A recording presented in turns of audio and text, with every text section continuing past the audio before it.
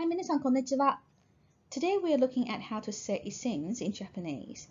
In Unit 2 and Unit 7, you have come across soda and yoda. Now, this time in Unit 10, we are looking at mitaida.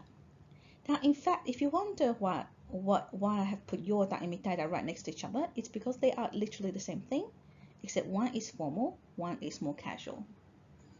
So let's do a quick recap.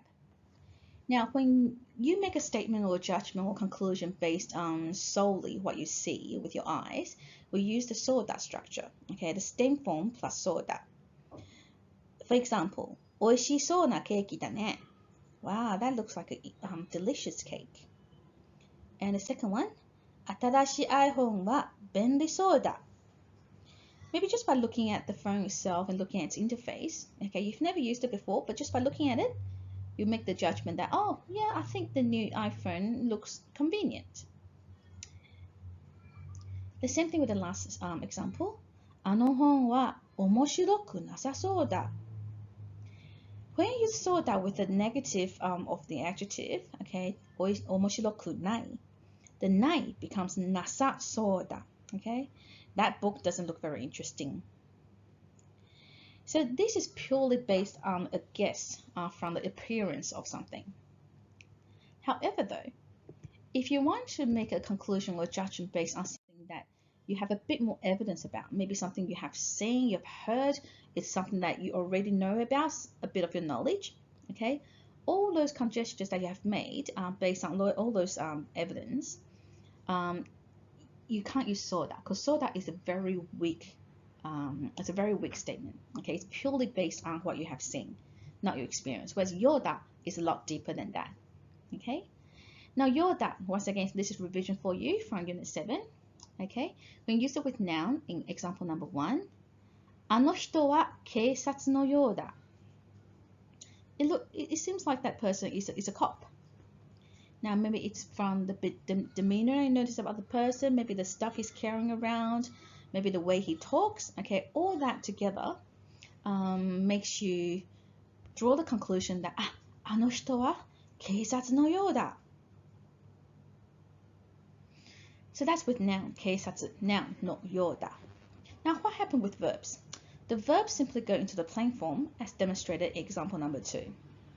You come home one day and all of a sudden, you know, your little brother's crying in a room, your little sister is, extremely quiet, which is contrary to her personality, and then your father's, shushing you to be quiet and, not make a noise. And then you sort of make and with your experience, with family life, you make the conclusion that, お母さんが怒っているようだ. Oh, it seems like mom's angry right now. Okay? You not necessarily have seen stuff, but then just with the whole atmosphere and the whole situation, you make that conclusion. お母さんが怒っているようだ. So that's with verbs. Now, how about adjectives? And we'll look at not adjective first. With not adjective, you have to include the not in front of ようだ. Okay? The third example. 漢字が書けなくても大丈夫なようだ. Seems like it's okay. Like I don't have to write, I don't have to be able to write in kanji. Okay?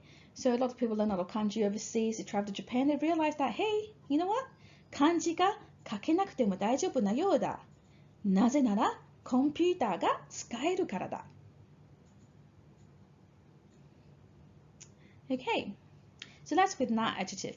With e adjective, once again, the e adjective just goes in front of the yoda. Okay. When it comes to before you even leave the door, you have the heater on. Everything's really nice and cozy inside. But you look outside and you realize that, hey, the sky's pretty gray. People are pulling their collars up, and then you look at the condensation on the window, and then you make the judgment. 外は寒いようだね. Seems like it's cold outside. 外は寒いようだね. Okay, so ようだ in comparison to そうだ is based on a lot more evidence, okay, and a lot more knowledge. So, how about 見たい? Now, in this chapter, we are looking at 見たいだ. Now, 見たいだ is simply a colloquial version of ようだ. Now, in writing, we tend to write ようだ all the time. But in speaking though, it's more common to use mitaida. Now, even though mitaida replaces yoda, but sometimes depending on what goes in front of it, the grammatical conjugation is slightly different, okay? And namely, that is with nouns and not adjective. Okay, let's look at the example number 1, where noun is involved.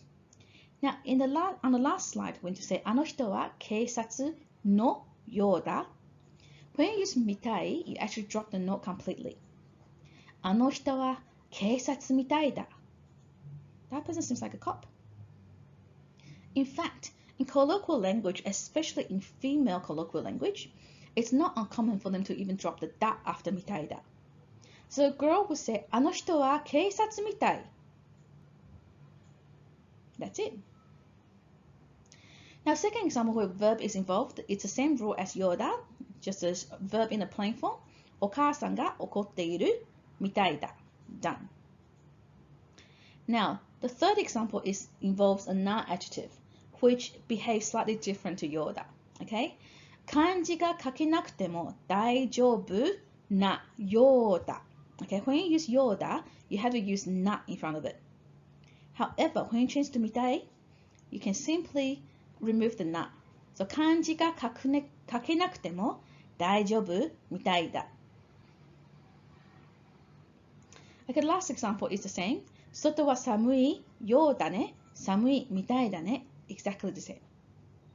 Okay, so I hope you understand the difference between yoda and mitaida. Yoda is more formal, it's more bookish, it's more written language, whereas mitaida is colloquial, it's casual.